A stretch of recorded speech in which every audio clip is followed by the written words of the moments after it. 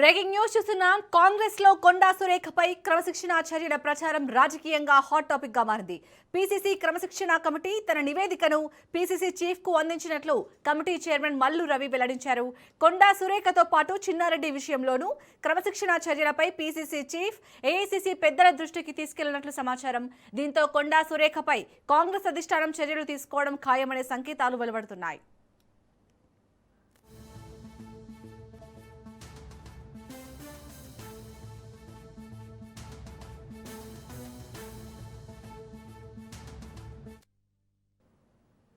మరోవైపు కొండా సురేఖ బీజేపీ కేంద్ర నాయకత్వంతో సంప్రదింపులు జరుపుతున్నారనే ప్రచారం కూడా ఊపందుకుంది.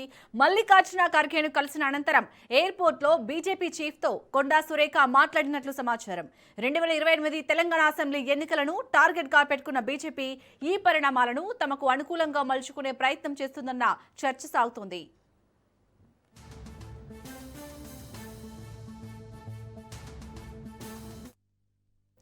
కాంగ్రెస్ నుంచి సురేఖపై చర్యలు వస్తే కొండా కుటుంబం రేవంత్ రెడ్డి వర్గంపై మరింత ఘాటుగా విమర్శలు చేసే అవకాశం ఉందన్న ప్రచారం జరుగుతుంది.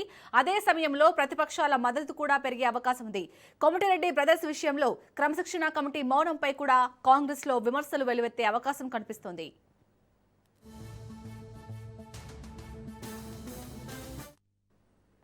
రైట్, ఇక ఇదే అంశానికి సంబంధించి మరిన్ని అప్డేట్స్ ని మా ప్రతినిధి చంద్రశేఖర్ అందిస్తారు. చంద్రశేఖర్, చాలా రోజుల నుంచి కూడా ఇప్పుడు కొండా సుష్మిత వ్యవహారం దగ్గర అప్పటి నుంచి కూడా కొండా సురేఖను మంత్రి పదవి నుంచి తప్పిస్తారనే ప్రచారం జోరుగా ఊపందుకుంది. కానీ నిన్న ఏదైతే క్రమశిక్షణ కమిటీ నివేదిక ఇచ్చిందో మల్లు రవి చెప్పారు, కొండా సురేఖను మంత్రి పదవి నుంచి బర్తరఫ్ చేయాలని డిమాండ్ చేస్తున్నామని. సో ఇప్పుడు వస్తున్న వార్తలను ఎలా చూడాలి? అధిష్టానం నుంచి ఈ రోజు ఏమైనా వెలువడే ప్రకటన కనిపిస్తుందా వ్యవహారానికి సంబంధించి? కొండా సురేఖ ఎపిసోడ్ లో నిన్న మన పిసిసి క్రమశిక్షణ committee chairman Mallu Ravi tweet లో చెప్పినట్టుగా ఇటు కొండా సురేఖపై మరియు అల్లా చిన్నారెడ్డి పైన క్రమశిక్షణ చర్యలు తీసుకోవాలని పిసిసి చీఫ్ కి రిపోర్ట్ ఇచ్చినట్లుగా తను చెప్పాడు.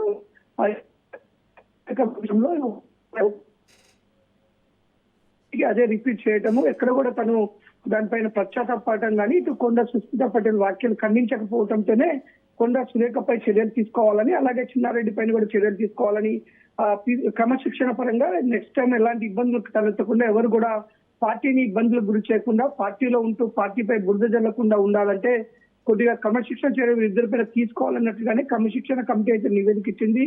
ఇదే విషయం పిసిసి చీఫ్ కూడా ఏఐసిసి ప్రతినిధులతో మాట్లాడడం, అలాగే తెలంగాణ ఇన్ఛార్జ్ మీనాక్షి నటరాజన్తో మాట్లాడడం జరిగింది. ముఖ్యంగా ఈ రోజు ఎలాంటి చర్యలు ఉంటాయి, ఏ విధంగా స్పందిస్తారనే దానిపైన వేచి చూడాలి. ఒకవేళ మన కొండా సురేఖను మంత్రి పదవి నుంచి తప్పించాలని అనుకుంటే అది డైరెక్ట్ గా ముఖ్యమంత్రికి సూచించే అవకాశం ఉంటుంది. ఎందుకంటే ముఖ్యమంత్రి హోదాలో గవర్నర్ ని కలిసి తనతో ఉన్న కేబినెట్ లో ఉన్న మంత్రికి తొలగించాలంటే గవర్నర్ కి కంప్లైంట్ చేయాల్సి ఉంటుంది. గవర్నర్ దృష్టికి తీసుకువెళ్లి తొలగించే అవకాశం ఉంటుంది. నేరుగా ఏఐసిసి ఎలాంటి ప్రకటన చేయదు కాబట్టి అది ముఖ్యమంత్రికి ఏమైనా సూచనలు చేస్తుందా, లేకపోతే మరికొద్ది రోజుల్లో మంత్రి మండలి విస్తరణ చేసే అవకాశం ఉన్న నేపథ్యంలో మంత్రి మండలి విస్తరణ పేరుతో తొలగించే అవకాశం ఉంటుందనేది మనం వేచి చూడాలి. ఏది ఏమైనా కొండా సురేఖ పైన అయితే యాక్షన్ ఉంటుంది అన్నట్టుగానే ఇటు బీసీసీ నుంచి కూడా వచ్చిన సంకేతాలు, ఇటు క్రమశిక్షణ కమిటీ చైర్మన్ నుంచి వచ్చిన సంకేతాలు అయితే మనం అర్థం చేసుకోవచ్చు. ఒకవేళ కొండా సురేఖ పైన వేటు వేస్తే తదుపరి కొండా సురేఖ వర్గం ఏ విధంగా ముందుకు వెళ్తుంది అనేది కూడా కొంత ఉత్కటంగా అయితే ఉంది. ఇప్పటికే పలు కోణాల్లో అయితే ఇక్కడ బయట ప్రచారం జరుగుతుంది. ముఖ్యంగా కొండా సురేఖ ఇటు బెంగళూరులో ఖర్గేని కలిసిన తర్వాత మల్లికార్జున ఖర్గేని కలిసి తిరిగి వస్తున్న క్రమంలో బెంగళూరు ఎయిర్పోర్ట్ లో తెలంగాణ బీజేపీ చీఫ్ రామచంద్రరావుతో మాట్లాడడం జరిగింది. దాంతో ఇదే విషయం తనతో మాట్లాడడం, అక్కడి నుంచి కూడా బీజేపీ కొండా సురేఖ వైపు మొగ్గు చూపుతున్నట్లుగా మనకు సమాచారం అందుతుంది. ఎందుకంటే బీసీ నాయకత్వం వైపు మొగ్గు చూపుతున్న బీసీ నాయకత్వంలో రాబోయే 2028లో తెలంగాణలో అధికారం చేపట్టాలని చూస్తున్న బీజేపీ పార్టీకి కొండా సురేఖ ఎపిసోడ్ కొంత వారికి బెనిఫిట్ అయ్యే అవకాశం ఉంది. ఎందుకంటే కొండా ఫ్యామిలీ బీసీ నాయకత్వం కలిగిన ఫ్యామిలీ, ఇటు తెలంగాణలో బీసీగా మంచి అభిమానులున్న మంచి ఇటు ఎన్నికల్లో కూడా ప్రజల్లో కూడా మంచి అభిమానం ఉన్న కుటుంబం కావడం కొండా సురేఖ ఎపిసోడ్ లో కొంత అది పాజిటివ్ గా మలుచుకునే అవకాశం కూడా ఉంది. ఒక మహిళా బీసీ నాయకురాలకి అధికార కాంగ్రెస్ పార్టీ ఏ విధంగా ఇబ్బందులు గురి చేస్తుంది, ఇటు కావాలనే కొండా సురేఖని ఈ విధంగా టార్గెట్ చేస్తున్నారు. ఎక్కడ కూడా కొండా సురేఖ కానీ కొండా మురళి ఎలాంటి ముఖ్యమంత్రి పైన కానీ పార్టీ పైన ఎలాంటి విమర్శలు చేయలేదు. కానీ కొండా సుస్మితా పటేల్ వాళ్ళ అమ్మ వాళ్ళ నాన్న పడుతున్న ఇబ్బందుల పైన ఒక కూతురుగా మాట్లాడింది.